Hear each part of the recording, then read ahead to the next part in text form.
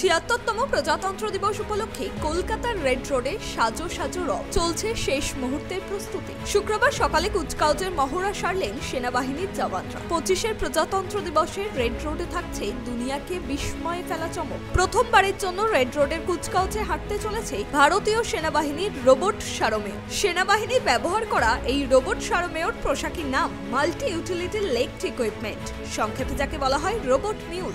সম্পূর্ণ দেশীয় প্রযুক্তিতে তৈরি করা হয়েছে এগুলি। রিমোট কন্ট্রোলের মাধ্যমে এগুলি নিয়ন্ত্রিত হয়। এরা আবার নিজের সিদ্ধান্তেও কাজ করতে পারে। ছুটতে সক্ষম এরা। মূলত বোমা নিষ্ক্রিয় বিভিন্ন তথ্য সংগ্রহ করতে এই মিউলগুলি ব্যবহার করে ফৌজ। ৭৬তম প্রজাতন্ত্র দিবসের কুচকাওয়াজে কলকাতার বুকে হেঁটে চলতে দেখা যাবে এই রোবট সারমেয়কে। প্রজাতন্ত্র দিবস উপলক্ষে নিরাপত্তার বলয় তৈরি করা হয়েছে গোটা শহর জুড়ে।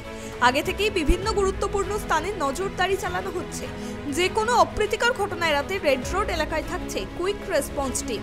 মোটর সাইকেলে টহল দেবে পুলিশের বিশেষ বাহিনী। প্রজাতন্ত্র দিবস উপলক্ষে প্রতিবারের মতো এবছরও রেড রোডে কুচকাওয়াজের আয়োজন করা হয়েছে। রাজ্যের রাজ্যপাল থেকে শুরু করে রাজ্যের মুখ্যমন্ত্রী মমতা বন্দ্যোপাধ্যায় এই রেড রোডের কুচকাওয়াজে অংশগ্রহণ করবে।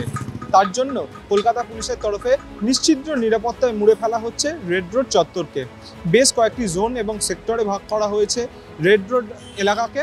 তার নেতৃত্বে থাকবেন, নিরাপত্তার নেতৃত্বে থাকবেন কলকাতা পুলিশের উচ্চপদস্থ আধিকারিকরা।